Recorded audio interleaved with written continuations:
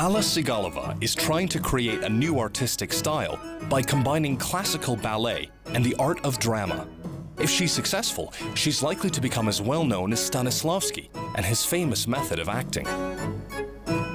In order to fulfill her dream, Sigalova first had to become a brilliant dancer, choreographer, actress, art director, and professor at the Moscow Art Theatre Studio School.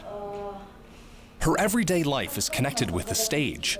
She doesn't check the homework of her son Mikhail very often.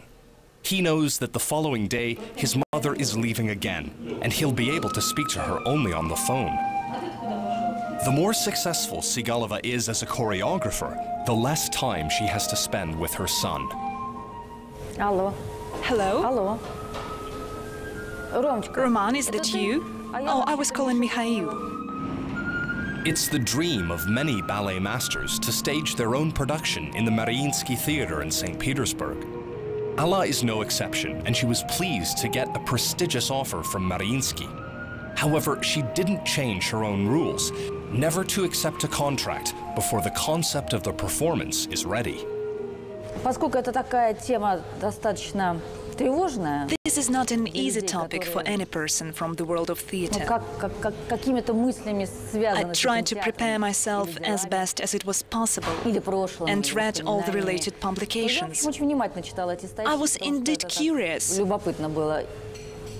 Once I dozed off while reading them. And all of a sudden, I had a dream that was like a movie with music and footage. I woke up at once, dialed the number, and told the managers that I was ready to work. So the hard work begins. A ballet master should be talented, physically and mentally strong, but just as important, be free-spirited. Who told you I'm a woman as far as my thinking is concerned? No, you're mistaken. If I were a woman in my thinking, Zelensky would not have worked with me. I hate women's thinking. Igor Zelensky is the principal dancer of the Mariinsky Theatre, the Royal Ballet in London, and the Teatro alla Scala in Milan. Zelensky spent more than 5 years with the New York City Ballet Company as its main dancer. However, for his benefit performance, he chose the stage of the Mariinsky Theatre in St. Petersburg. It turned out it was not at all easy to choose a choreographer for the new performance. The whimsical soloist had already turned down the services of a well-known US choreographer and chose Sigalova. The preparation was done in secret. It was unprecedented. Zelensky would not even let his own rehearsers know everything. The classic dancer started to learn the Sigalova technique. All was happening the way it was supposed to happen. We had accepted each other's artistic personalities, and everything went on smoothly the way it had to. What Alla and I have gone through will remain only with her and with me. These two people were preparing a bomb. A classical dancer dared to appear in a new light. Between rehearsals, Alla flees to St. Petersburg, which he traditionally calls Leningrad, the name of the city in Soviet times. I've been living in Moscow for 27 years, and I can't say I have not grown accustomed to it. I even have a feeling that when I return to Moscow, I return home. But my real home is here, and the real beauty for me is here.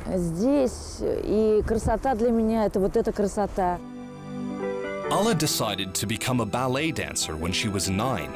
It was her choice. The gifted girl was accepted by the prestigious Vaganov School, from where many of Russia's greatest ballet dancers have graduated. She had daily lessons from 9 in the morning to 9 at night, 6 days a week. We, the hungry children of the Vaganov school, endlessly dreamt of bread. We would call this place vatrushka, or round curd patty. It was round indeed, and had a bakery, where we used to buy cakes. And sometimes we would be caught, and sometimes I would be summoned to the headmasters and told, "Have you been to the bakery today? Did you eat? How could you? Look at yourself, how fat you are." When she was in her last year at the Vaganov school, Alla sustained a trauma. Her left arm and left leg were paralyzed. Even today, Alla won't tell anyone what she had to go through. The only way she can show her pain is by dancing it. Doctors said she would walk on crutches all her life. But a year passed, and Alla managed to enter the Theatrical Institute. For a long time since I left Leningrad, I would not show up here. It was too painful for me to come here again. To see these windows, this window of an apartment I used to live in. Later it became calmer. The pain subsided, the pain of departure. And it became easier to come here. It took her 20 years to cross the threshold of her school again. Tonight, Sigalova is staging her own ballet in the Mariinsky Theater. She was 10 years old when she stepped on this stage for the first time as a pupil of the Vaganov school. For many years, she dreamt about this stage and feared it. The word fear has nothing to do with my profession. It's not an injection at a clinic that I go to, or a dentist, not even a gynecologist. Why then be frightened? There is a vehement desire to overcome everything and to achieve the goal. That's it.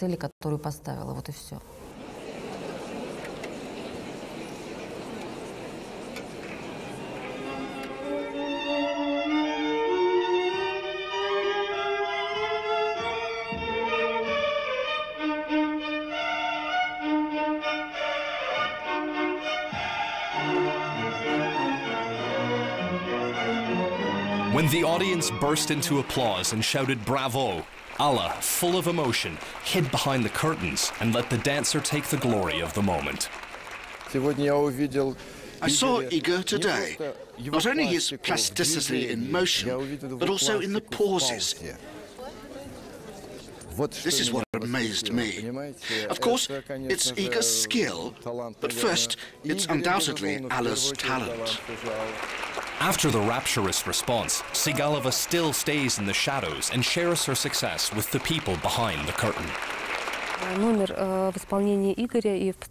Igor Zelansky's performance, staged by Alla Sigalova, looked wonderful, revealing, and unusually frank. I think that I was not the only one to have tears welling up at the end. The next morning, critics will call this performance a neoclassic of the Russian ballet. Professor Sigalova will be hurrying to her classes at the Studio School of the Moscow Art Theater. It's here that the cream of the Russian stage has been trained since Stanislavski's times. Sigalova teaches the basics of musical theater. Alla was the most beautiful girl in our year. She managed to look wonderful all the time. She's a woman of style. There are many beautiful women, but there are so few with real style. I think that she has actually not changed since then. Perhaps her style has become more defined. She succeeded to accomplish herself not only professionally, but also privately. Alla gave birth to her daughter while still a student. A dancing career always imposes a dilemma for women, whether to have children or not.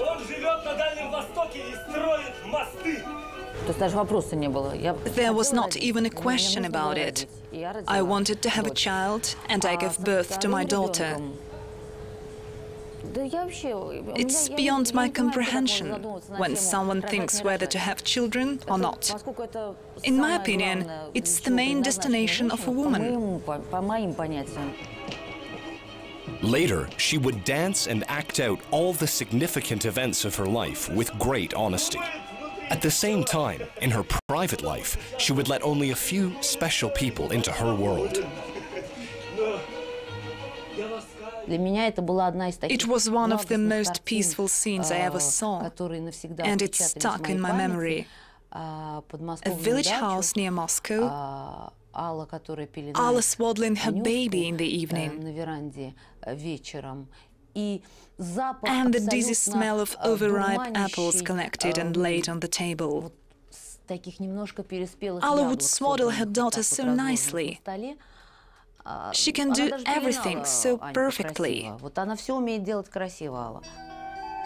Today, it is Alla's daughter's turn to have a child, while still a student. I tried to persuade Anna that she did not have to take up ballet, because I saw at once that she is not quite gifted in this. But she was so eager to do that I let her try. She tried and understood it was not for her. Alla would not accept a performance that has become indifferent. The creation process is very hard work. Unless a miracle happens, you'd better not get engaged. That's what Sigalova says when teaching the ballet pas to actors.